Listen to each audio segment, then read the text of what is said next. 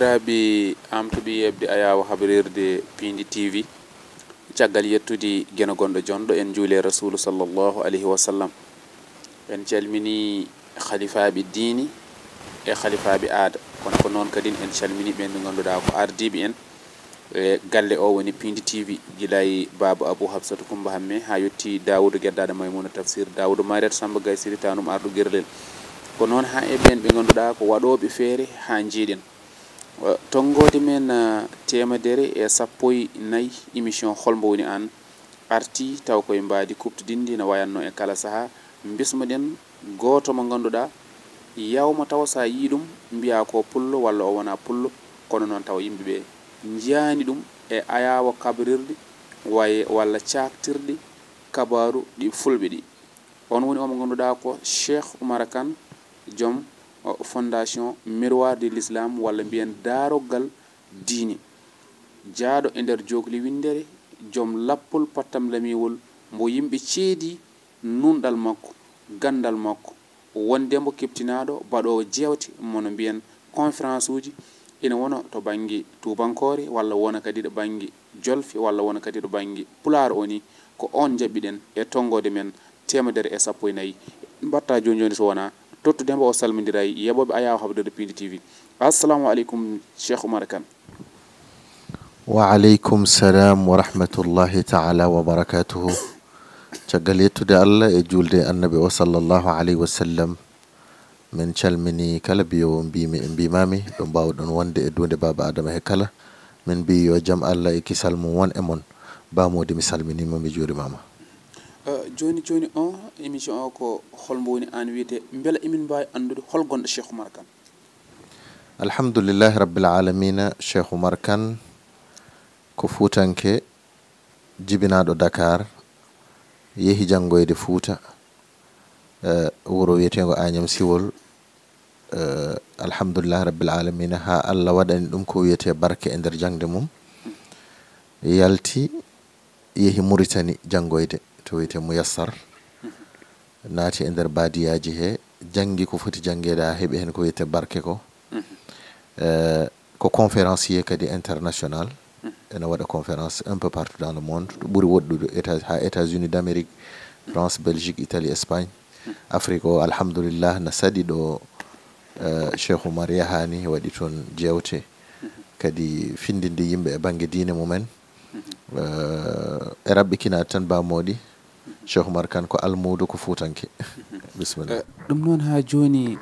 hande so tawi eɗen mbawi ruttade seeɗa ɗo banggue jangde, mbala ala teskuye mbo teskiɗa woni caɗele ɗo batte jangde ɗe teskiɗa ɗum ɗo ha joni sa jooɗima aɗa siftora ɗum e nder gurdam e rew rewo maɗa mo jawtuɗa. Alhamdulillahi rabbil alamina. Jangde kam ala hen ko weeɓi. Jangde fof ko caɗele. Sabu so tawi a muñani cuurki a dañata ƴulɓe. Alhamdulillahi rabbil alamina. Jangde weeɓani so tawi aɗa yiiɗi hebde ko wiyete barke la budda keɓa caɗele e nder jangde. Kono caɗele so wiyama caɗele ko musallo almudagal, wonde aɗa woɗɗi jinnaɓe ma, wona ko jiɗɗa keɓa, wona no jiɗirɗa, ndewa e tampere almudagal. Ɗum kadi alhamdulillahi rabbil alamina wonko keɓɗen hen,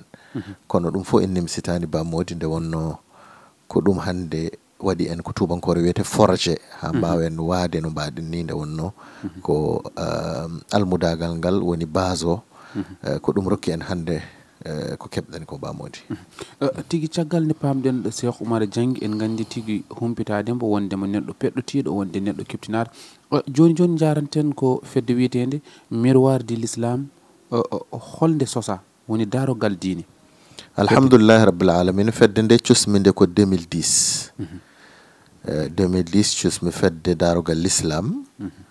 ngam wallodirde e julɓe, ngam wallodirde e société o, haɓe mbawa andude tigui rigui holko woni l'Islam, haɓe mbawa naftorade gonka mabɓe. Nde wonno neɗɗo o so tawi o ari e nder société he, o foti ko andude holko woni mission makko e dow leydi. Ɗum waɗi Miroir de l'Islam cusmi ɗum 2010. Mbaɗmi hen jangguinoɓe ustazeɓe ngam wawde andinde yimɓe ɓe diine mumen, kadi mbadmi hen ko wiyete volet social ngam wawde wallodirde e yimɓe ɓe ɓe mbawa dañde ko wiyete formation hebloji ngam wawde naftude koye mumen mbanmi hen kadi volet mo ganduɗa ko so tawi a heblama ha a wawi andude holno mbawata gollorade balleɗa ko wiyete financement ngam mbawa dañde ɗo jagguɗa mbawa nafde hoorema mbawa nafde ɓesgu ma kadi mbawa nafde société o ay ko ɗum woni miroir de l'islam firti so tawi en paami miroir de l'islam ina walla ɓen ɓe ganduɗa ko famorɓe doole hande oɗo cengɗe miroir de l'islam holno poti beelo an woni président o to banggue worɓe to banggue rewɓe beelo ina waɗi en calmini noon Adja Hawwa Ba ndes o rewino ɗo ko holno sifori on fannu ay miroir de l'islam kañum ko international nana e leyɗele 17 aduna he kadi ko fedde yañde no feewi kono base o sosako ɗo e Sénégal cosɗo ɗum o ko ɗo jooɗi e Sénégal 2010 mbimami cosmi fedde nde ena waɗi noon présidente nationale mboɗo salminamo sohna Hawa Ba no mbiɗa ni kanko nommi présidente nationale ɗo e Sénégal ngam o jooɗono kam ɗo o wawa ɗowde guinol fedde miroir de l'islam ɗo e Sénégal fedde nde cengɗi majƴi nana partout dans le monde sellilaji ɗi min mbawa limde min mbawa widema ko naggam e naggam kono dal fayida fodde 15 ujunere neɗɗo ena nayi nder miroir de l'islam ay ko fedde nde ganduɗa ko fedde yañde no fewi hitande foof emin mbaɗa conférence uji aduna he partout e nder Afrique foof fedde nde ene jogui toon cate mum kadi ene yuɓɓina toon jewte banggue diine kadi ene findina yimɓeɓe gonka mumen kadi ene waɗa feere kadi kala ɗo yetti ma jokkodir e joɗaniɓe toon laamu Sénégal ko wayno ambassadeur uji ko wayno consul uji kadi mbawen yettinde caɗele ɗanniyankoɓe wonɓe e ndin ɗon leydi e wadde miroir de l'islam kañum haɗani tan e wiide ene jangguinma diine ma ala jangguintuma diine ma ha para ƴewanma ko jagguɗa eyyi kono kadi so kala ɗo tawma hettoma anda holko woni caɗele ma banggue gonka ma e leydi janandi ndi gonɗa moni fof ne andi ɗanniyankoɓe ne kewi caɗele caggal leydi kadi enen mbaɗen hen ko mbawɗen alhamdoulillahi rabbil alamin guila nden résultat ji ne keeɓo e nder ɗanniyankoɓe bamodi so yawti ɗum o beela aɗa gollide e laamu ala min mi meeɗa gollodade e laamu mi meeɗa gollodade e laamu hewɓe ni cikkata wonɓe caggalam e banggue waɗoɓe mi financé walla sembinoɓe kono noon mbiyata ni saabu darndema fayidagal ngal mbatta ngal aduna foof no notima bisimilla kadi mi haalante gueɗel gotel koye télé kalanmi ñanden nde ɗannotomi wonani hay 3 mois ɓalliɓe mawɗo leydi ndi kolliti kam wonde mawɗo leydi ndi ne yiiɗi wadde mi recevoir mbamino gantinɗo ni ɗum haawi yimɓe hewɓe pourquoi par ce que hande kala neɗɗo ene yiiɗi yiide mawɗo leydi kono noon tawmi wonde mission mo jahanmi o ene ɓuuri ɗum eyyi saabu hande moni fof ne andi sa yidiri e mawɗo leydi tan ne wawi jibinde gueɗe ɗe ganduɗa goɗɗum e goɗɗum yiyandeji ceertuɗi eyyi kala ko gonɗa e dow mum ma wiye ko mawɗo leydi ndi woni caggal makko wona andemi yiide saabu neɗɗo foof kala gollotoɗo ne yiiɗi mawɗo leydi mum waɗa ɗum reconnaître mbimiɓe ko ɗum mi o saaha joni mi ɓurani hatojinde yidde yiidemo eɗen duwanomo noon à passage kono noon mi hatojinani ni woni jaami mission am e nder 3 mois he tan mi yiilimo fodde leyɗele 12 ɗe ganduɗa koye mission jahanmi wadde noon min mi wona baɗow politique mi wona kadi jokkodirɗo e laamu ngam holɗum yo waɗanam ɗum ala mboɗo sa waɗananimi ɗum mi waɗantama ɗum ala min mi watta politique kadi miroir de l'islam eɓe jogui liberté mo ganduɗa so campagne yonti soɓe namdimama mbiyanmi ɓe kala mo jiiɗon wonde ene ɓuuri e mon so tawi on gotani ɗum oɗon moƴƴini jorto wonde ma naf leñol ngol ma naf rendo ngo gotane ɗum kono min mi watta politique bamodi tigi aɗa waɗa jewte woni conférence uji e nder leydi e caggal leydi beela e ɗum weeɓi ala weeɓani conférence ɓuuri weebde ko ɗo e Sénégal eyyi hande rendinde yimɓe joyo caggal leydi weeɓani saabu yimɓe ɓe ko ɗanniɓe ko liggotoɓe ko joomen haajuji en ay wadde conférence caggal leydi weeɓani kono alhamdoulillahi rabbil alamin nde wonno en gummima law kadi en jeehi caggal leydi law hande eɗen mbawi hebbinde salle salle mo ganduɗa ne waɗa fodde 3000 personnes ko ɓuuri sattude e ɗanniyankoɓe ndendina ɗumen kam fof ɓe kawra gam arde heɗade ko kalta ko gam arde naftorade darsuji ɗi ganduɗa nelaɗo Allah Muhammadin sallallahu alaihi wasallam ko ɗum jangini en yo en jettin yo en jangin ɗum julɓe alhamdulillahi rabbil alamin adan weeɓano c'est très difficile mais hande alhamdulillahi rabbil alamin eɗen mbawi yettade e leydi hande janggo sen noddi salo heewa debde wonno yimɓe jeehi ha gandi holko woni mission men bamodi en jii hen ko wayno Nigéria ha Niger ɗe jaɓɓaɗa ɓornoɗa wutteji joɗɗi ɓornoɗa cinki joɗɗe o beela kadi e nder conférence uji ɗi ko sattani e banggue arde yimɓe caggal leydi no mbawi e suufiye ni ha mbaɗa ɗon conférence ɗon ne ko an arata mbaɗa feere ha mbaɗaɓe convaincre woni pooɗaɓe walla ko kamɓe cuɓoto jewtanaɓe eyyi alhamdoulillahi rabbil alamina Allah na waɗani en ene newnani en ngal banggal ɗo ɓuuri sattude bamodi min ko 2007 jaami Maroc juuroyade Cheikh Sidi Ahmed Tidiane Sharif nde gummimi rawdu Cheikh Sidi Ahmed Tidiane mboɗo invité wiyete Marrakech invite ɓe gona gonɗinɓe tasawuf gona yimɓe jomen laabi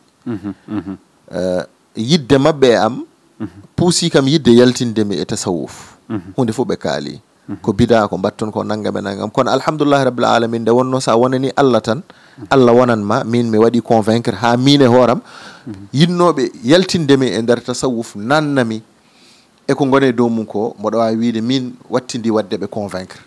ha hande hitande foof mboɗo waɗa toon ñalawma mawɗo mo ganduɗa ɗo gummotomi Sénégal mi yaada e presse Sénégal mi yaada yimɓe mi yaada e machallah de forte délégation mi yaha toon mi waɗa toon conférence uji ɗum firti ko wadde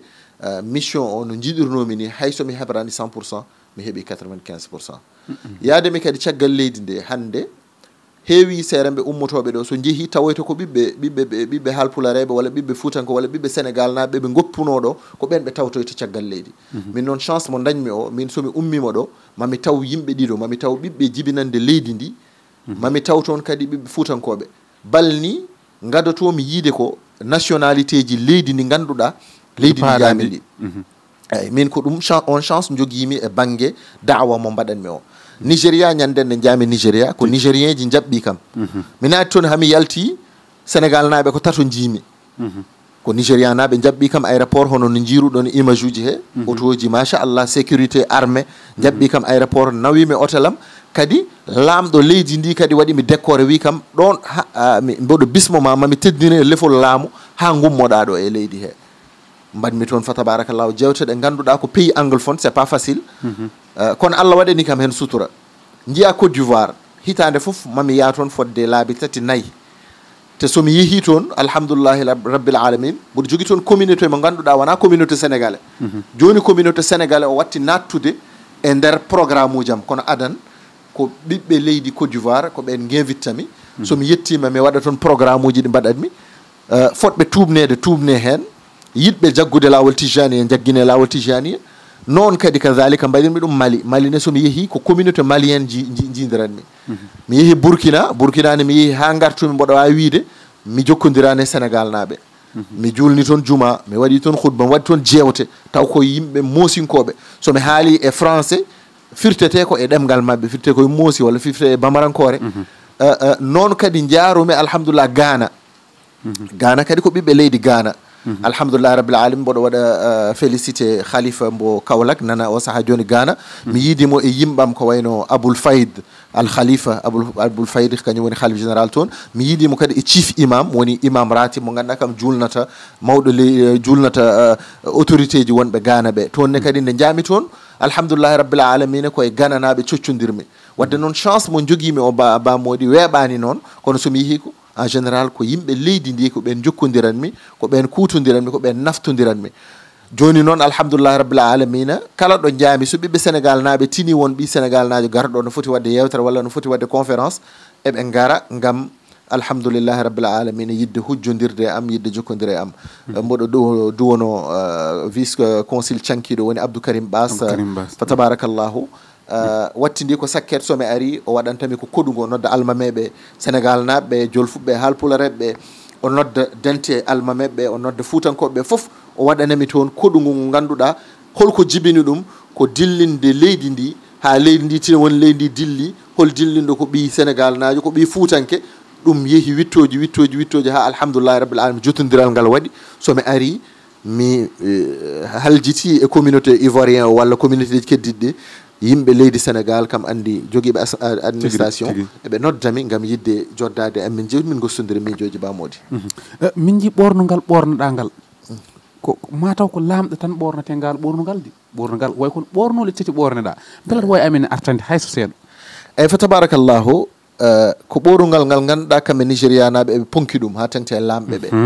tiki eyyi mi lamɗo modi bachir wi kam ni sa ɓornima ngal ɓorugal a wona lamɗo aɗa wawi ni sokede hen ɓiɓe ha o wi kam hewani ɓorneteɓe ɗum wona neɗɗo fof ɓorneteɓe ɓornude min kam alhamdoulillahi rabbil alamin jettimi ko piilowo lamɗo o fiilimi ɓornowo mo o kon ɓornimi ɓe guitti sawru laamu ɓe tottimi ɓe mbaɗanimi fof ɓe ƴetti manam kala batoɓe lamɗo o ɓe mbaddi ɗum e ma ɓe mbaddi ɗum e am ɓe mbatimi kadi alhamdoulillahi rabbil alamin ɗum woni fartaga woni teddugal mboɗo yewtide bi cheikh ibrahima nias goto nde o yi ɗum o naldem message o wi kam minen de moni fof no andi minen jeeyi nigéria kono minen e koye amen ɗum ɗo min keɓani ɗum e nder nigéria ko keɓɗa ko ɗum ne kadi ko yettude allah alhamdoulillahi rabbil alamin gartanta min koye yimiyanki teskira yimde eɗen mbawi wide to banggue reggae ha teska kono min ji caggal mum o naatti diini ɓe mbiya ko cheikh oumar kane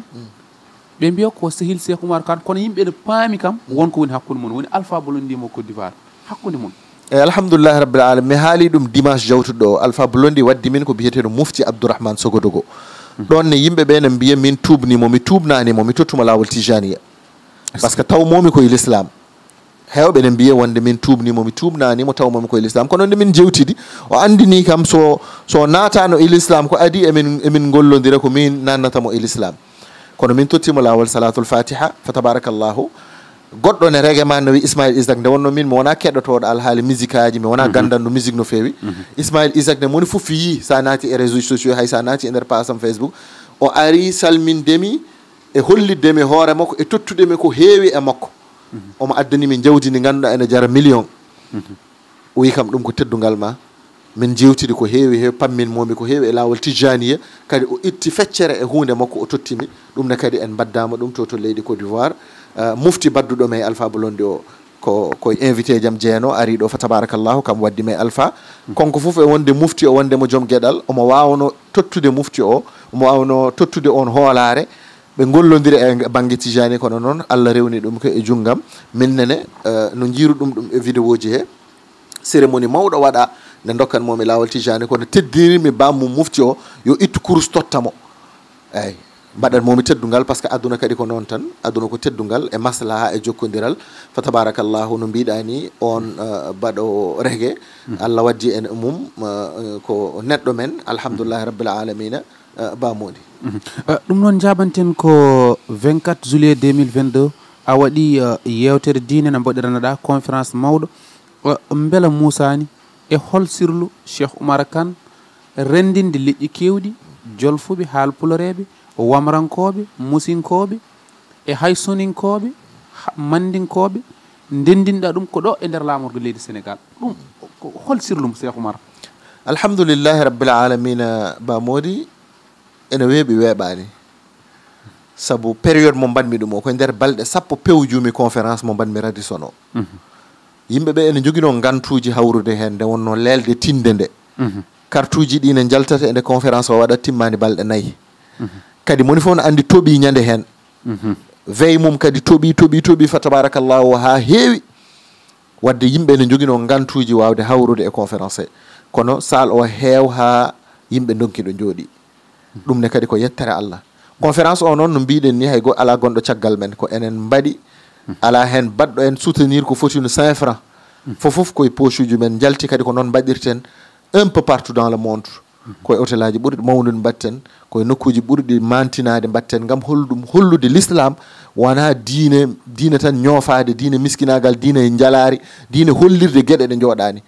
diine ko l'islam ko diine jaam ko diine kisal kadi ko diine joɗɗo no fewi mo ganduɗa ene jogii geɗe baɗɗe fayde ɗe ngannduɗaa ene foti hollirede ngam yimɓe ɓe cofta e yidde naatde l'islam. Alhamdulillahi rabbil alamina en mbaɗi heen financement ji en dokkiri billet ji fees jonɗi cellule fof rokkama billet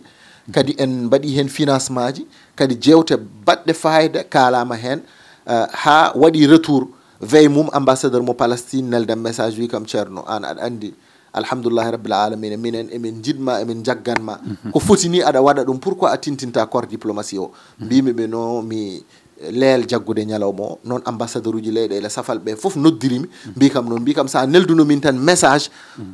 komin jaɓanta hay goto mamin jaɓane mamin gar min kawra e conférence ma kono noon a leeli tintinde min conférence o par ce que ko ni min tinir ɗum e média firti ko hewɓe peeli kam caggal mum ngam tinani programme o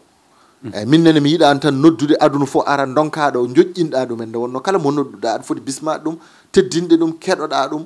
kaala heɗoma kono alhamdulillahi rabbil alamin Allah waɗi hen fartange waɗi hen yimɓe gummori partout dimanche waɗa 24 le 25 yimɓe gummima Ghana gummi Nigéria gummi e Côte d'Ivoire ngari gam holɗum tinde wonde leelde tinde wonde mi noddi mboɗo waɗa conférence wadde noon bamodi ɗum fof ko jotodiral e yimɓe ɓe moƴƴodirde e yimɓe ɓe kadi yimɓe ɓe tindema nde e tindema yimɓe ha France ha Belgique partout alhamdulillah rabbil alamina ɗum ko yettere Allah ɗum noon jabanten joni joni en natti woɗɗodirde hojomaji men duuɗe keese biyeteɗe daara moderne holno jiruɗa ɗum alhamdulillah rabbil alamina daara moderne ene moƴƴi e condition yimɓe ɓe mbasa yejjidde ko waɗi fonde daaraji ɗi nde wonno daaraji ɗi wonko fondi ɗum saɗa waɗa modernise ne ko woni fobre nde oto firtu ɗum ko woni fondement ko nde wonno l'islam ko diine mo ganduɗa ko diine joɗɗo ko diine mo ganduɗa ko diine éducation ko diine mo ganduɗa ko diine gandal ko diine mo ganduɗa ko diine mo ɓurɗo e diineji inna dina indallahi l'islam Allah wi ko diine mo mbanmi reconnaître min Allah ko l'islam faman yebtaghi gayra al islam dinan falan yuqbal kala jagguɗo diine goɗɗo mo wona l'islam so ari ɗo am min Allah o tawat ko perduɗo kadi Qur'an kañum handi eko laaɓi kañum handi eko yooɗi kañum handi eko moƴƴi nde wonno ko catalogue mo ganduɗa ari ko repparde aduna o Qur'an Allah haalni en inna nahnu nazzalna dhikra wa inna lahu lahafidun Allah wi en wa nunazzilu min alquran ma huwa shifa o wi ko kadi nahnu naqussu alayka ahsana alqasas bima awhayna ilayka hadha alquran min Allah ko min qistanto on qistaji ɓurɗi qistaji ƴeewa tawa ko Qur'an Allah wi en wonde Qur'ana woni yakare woni ƴoñorgal woni fofof aduna e lahara 114 simore 60 hizib 120 nisif 250 rubu 460 sumun ujunnaje 6,660 aya 1,4,586,674 postu lettre secret ko ɗum woni Qur'an Allah wi ko aduna jiiɓi fof ko Qur'ana jibtata ɗum so donki andude ɗo paɗon dottude e Qur'ana woni ƴoñorgal woni fofof wadde noon modernisation ene moƴƴi kono noon oto nattinen hen gueɗe occidentaux ji nde wonno ɓen meeɗa yidde l'islam ɓen meeɗa yidde Qur'an ɓen meeɗa yidde annabi o sallallahu alaihi wasallam ɓen meeɗa yidde jaɓɓal ngal jaɓɓeten ngal sen nanni hen culture mabɓe tan yahat ha ko yiilotone e Qur'ana ko nattat wonde ɗon eyyi barke o nattat wonde ɗon ko wonde Qur'an nde tan kono barke o nattat wonde ɗon modernisation ne moƴƴi bamodi kono noon oto natten e aadaji e culture aji e jikkuji occidentaux ji ɗi ko ɗum woni beela Cheikh Oumar Kane ina waɗa politique ala min mi watta politique mi watta politique kadi bamodi politique bonani boni ko politique politicien woni politique batteɗo e Sénégal o par ce que politique Sénégal ene saltiɗi ko politique mo ganduɗa kala dimo walla kala gañowo wirtede natata e politique Sénégal nde wonno politique Sénégal ko politique fenade politique bonnodirde politique ñigonirde politique haalde ka gonɗinani politique fewjude fenade pawa e bande juulɗo gam holɗum on jiiɗa landa politique ɗum noon so politique yettima ɗon on politique hankkadi o natta dagade hande on woni politique Sénégal wadde noon eɗen poti wattude koye haqqillaji e koye men bamodi ɗo e téléma he lançanmi message son excellence monsieur le président Macky Sall yo tinno o tinno e leñol ngol o anda leñol ngol jagganimo leñol ngol yiɗima kono laamu ngu leñol ngol yiyani hen hoore mum ɗum je parle haut et fort hande ɓe o waɗanta ɓe ko ɓe jiɗamo jiɗanamo haw anni jiɗamo jiɗanamo ko ɓen hande nomete ambassadeur uji e leyɗele safalɓe ɓe jiɗamo jiɗanamo ɓe ɓe o ƴettata jawɗele milliard uji omo rokkaɓe omo haɗa fuutankoɓe seeremɓe fuutankoɓe moƴƴuɓe fuutankoɓe leñol fuutankoɓe gendiyankoɓe fuutankoɓe omo waɗana ɓe jiɗamo omo anni jiɗadimo hadde saabu o meeɗa gagnade toon ɓe kollimo tan min jiɗama kono lamɗo fota jogade ko wiyete complexe laamu Allah rokkima laamu woni pouvoir Sénégal fof e mawnude seeremɓe woliyaɓe naalankoɓe yontaɓe fof ko an woni président mumen Sénégal no way mawnu ko président goto jogi no jogui million ceerno no jogui million architecte no jogui million ingénieur no jogui million gando kono noon lamɗo ko goto wonata e leydi ko an Allah lammini wadde oto jogo complexe e yimɓe ɓe ganduɗa jiɗama kollima jiɗama te laamu ngu fuutankoɓe oɗo mandama ko heddi hen ko mboɗo ñagoma yo fuutankoɓe jii hen koye mumen saabu fuutankoɓe jiyani hen koye mumen passeport aji diplomate ko jananiyankoɓe jiɗama hanki jiɗama hecci hanki ha ganduɗa wonde jiɗama ko ɓen dokkete passeport aji diplomate yimɓe ɓe jiɗama kollima jiɗama an e hoorema aɗa andi ɓe jiɗama sa joɗima aɗa wiya ɓe jiɗa kam wadde sohlani kada itta ngaalu leydi ndi fof aɗa totta ɓe aɗa woppa fuutankoɓe wadde noon mboɗo lancement message kadi mboɗo lança Mariame Faye première dame yoɓe mbattu haqqille e fuutankoɓe par ce que fuutankoɓe kolliɓe wonde nde yimɓe fof ndumti ko kamɓe jaadi e ma min noon mi waɗani politique nde wonno opposant mboɗo jogui hen yimɓe opposant ji mboɗo jogui hen yimɓam pouvoir mboɗo jogui hen yimɓam ñanden tan programme am 24 oɗo opposant ɓurɗo hewde doole e nder Sénégal no noddimi ko mbimi mi waɗani politique wi kene ara malgré que ko Fouta ummi campagne contexte o no wayni kamɓe fof mbimiɓe ko min mi waɗani politique yeehi ha ummi galle mum gam yettade e nder sala he jaafimi ɗum min mi waɗani politique nde ginnumi ko Amérique kono yaɓɓi koyngal mum ari ha Dakar tedde gam ittandemi gueɗal kono ɗum fof mi waɗani politique jaadumi ko e ballowo leydi ndi jaadumi ko e ballowo leñol ngol jaadumi ko ballowo fuutankoɓe kala ballowo fuutankoɓe mboɗo yaade mum kala ballowo Sénégal mboɗo yaade mum mo wallani fuutankoɓe wallani Sénégal noon yataw ka pullo ɓi pullo min mi ala e ma bamodi ɗum noon ko ngal namdal ni jogorno arde woni Roma jarribo campagne on yaari ni kono tan mba sikki a jaabima ɗum e werlade message ma ɓataki faade e mawɗo leydi Sénégal gartuten tan koko gasi ha laaɓi ni ko Cheikh Oumar Kane no foti ɗemɗe noni saabu jewteɗe mbattaɗe ɗe gona bemɗe e nder aduna o alhamdoulillahi rabbil alamina ɗemɗe ɗe kewani no heewi nde wonno ko ɗum barke sa joddima e safalɓe aɗa wawi yewtidde e mumen sa joddima e arabeɓe aɗa wawi yewtidde e mumen sa joddima e américain ji aɗa wawi yewtidde e mumen sa joɗima e jolfuɓe aɗa wawi yewtidde ɗum sa joɗima e fulɓe sa joddima e tubakoɓe aɗa wawi yewtidde ɗumen ɗum noon wona hunde nde Cheikh Oumar Kane janggi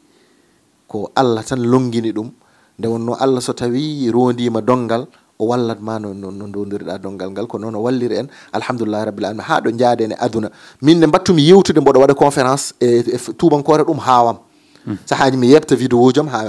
mi waɗi khutba juma bangui centre Afrique mi waɗi ɗum Cameroun mi waɗi ɗum Ghana mi waɗi ɗum Niger fof taw ko e ɗemgal tubankore ɗum mi janggani ɗum wadde noon ko ɗum ballal Allah bamodi wa ma tawfiqi illa billahi alayhi tawakkaltu wassalamu aleykum wa rahmatullahi wa barakatuh ɗum noon tongode men temedere e sappo e nayyi ko gando tigui joɗɗo gandal wonno koɗo men ko Cheikh Oumar Kane miroir de l'islam walla mbiyen darogal diini ko on jaɓɓiɗen ɗo yaademo e jokli Afrique ngam wadde jewte pattamleme jewte diini to banggue ɗemgal fulfulde to banggue ɗemgal tubankore woni français ha e anglais ha e ɗemɗe goɗɗe ha e arabe ha e safrore ɗum noon ko Allah kadi rokkudemo noon yo ɓoydu hen ballal ngal o waɗata nawdemo yimɓe ha toon to Makkatal Mukarram nawdemo yimɓe toon to Arabie Saoudite ɗum eɗen gandi koko heewi hen hayso tawi en jumpani hen e nder yewtere nde koko ganduɗen ko waɗata laawol ngol o jogui ngam kadine hande eɗen mbawi wiide embo wawno wiide ɗo gonmi ɗo so tawi ko hirande gallam yoni kam mi haɗa hen mi wasa ƴewde goɗɗum kono o yiiɗi ko naftodirde e ɓen ɓe ganduɗa ko dilloɓe e to banggue diini mbiyen seeremɓe joguiɗen ko diini men joguiɗen ko enɗam men joguiɗen ko ndimago men ɗum noon en jarnimo ha no fewi en jetti kadi omo ganduɗa ko Adja Hawa Ba e omo ganduɗa kadi ne mo yettani sababu yettata gueno Oumar Alhaji Ba en jarnimo no fewi kono ko noon eɗen gandi en gonina e lappol ngol ganduɗa ko Roma jarribo ko toon to département mo Ranérou Ferlo o wondude honorable député Aliou Dembourou Lello Samba Yang mo tongudi nguyori tan coyri jumtugin mbana jumtugin demba jumtugin coyri laami mogere damba laami pakour Samba laami dik mbana jewni kontor so tawi ko noon o wirote en jarnimo kanko e lappol makko kala chargé comme makko Abdou Salam Ba ha en ɓe ganduɗa ko Khadija Cubbu Thialla ɓen kala e Zeyna Sy gondon en toon to département mo Raniru Allah jarama on jarama jokkon e yebde télé mon to caggal to ko Ibrahim Thiombane ha saha goɗɗo hawrude wele gen